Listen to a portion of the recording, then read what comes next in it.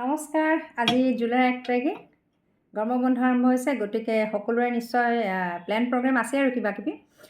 এইখিনিতে কওঁ আৰু মানে বাহিৰলৈ ফুৰিব যোৱাটো বাৰু হয়, কিন্তু তথাপিও নিজৰ যদি গাঁৱৰ লগত কাৰোবাৰ সম্পৰ্ক আছে, মামাৰ ঘৰ, খুৰাৰ ঘৰ, পেহী পেহাৰ ঘৰ এনেকৈ, বা যদি চিনাকি কাৰোবাৰ লগত ভাল সম্পৰ্ক আছে যাব পৰাকৈ, তেনেহ'লে কিন্তু 2-4 দিনৰ কাৰণে হওক, এসপ্তাহৰ কাৰণে হওক, আপোনালোকে কিন্তু ল'ৰা ছোৱালীক পৰাপক্ষত নিবলৈ চেষ্টা কৰিব লাগে। গাঁৱৰ যিটো মোহ, আম কঁঠাল জাম পনিয়ল বা পথাৰ ধাননি এনেকুৱা, গতিকে সেইখিনিৰ কাৰণে ল'ৰা ছোৱালীক আচলতে আমি চিনাকি কৰাই দিয়াটো কিন্তু অত্যন্ত প্ৰয়োজনীয়। আমাক আগতেও দেউতাই গৰম বন্ধত আমি শ্বিলঙলৈ গৈছিলোঁ, তাত আমাৰ জেঠেটো থাকিছিল লাবানত, আৰু মামাৰ ঘৰ আমাৰ বেলশৰত, মই চিঞৰিয়ে থাকোঁ নলবাৰী, গতিকে আমি সেইখিনি মানে আমি গৈছিলোঁৱেই।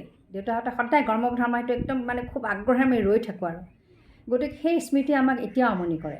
ঠিক তেনেকৈ এতিয়াও কিন্তু আমাৰ ছোৱালীকো আমি মামাহঁতৰ ঘৰলৈ, সিহঁতৰ সেইটো মানে আচলতে মামা ককাৰ ঘৰ, কিন্তু মামা ককা মামী আইতাৰ লগত সিহঁতৰ যিটো সম্পৰ্ক আছে, তাৰমানে মই যিটো আগতে নিজে গৈ থাকি আমি মই দাদা ভাইটি, গতিকে সেইটো কিন্তু সিহঁতে মিছ নকৰে। বা পূজা বা বিহুত একদম মানে ঢেঁকীত মামীয়ে একদম খুন্দি লাড়ু পিঠা বা মাছ পোৰা এইবোৰ মানে খুব ফূৰ্তি পায়, আৰু বৰশী বোৱা মামাৰ ল'ৰা বোৱাৰী সকলো যায়, বৰ ভাল লাগে। সেইকাৰণে কৈছোঁ, সেই মাটিৰ মুখটো কিন্তু থকাটো অত্যন্ত প্ৰয়োজনীয়, হয় নহয় বাৰু কওকচোন? আপোনালোকৰতো ভাল লাগে নিশ্চয়। ধন্যবাদ।